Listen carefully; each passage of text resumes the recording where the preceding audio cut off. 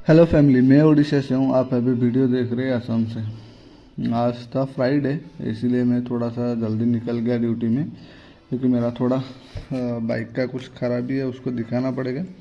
बाहर थोड़ा बारिश हो रहा है, तो पहले पंचिंग करके सारा काम ख़त्म करूँगा, फिर चला गया मैंने बाइक ठीक करने के लिए। एक्चुअली बाइक का वो जो डिश है ना, उसका ऑयल कुछ कम हो गया था, इसलिए मतलब डिश मारने से वो पूरा लग के रह जाता था।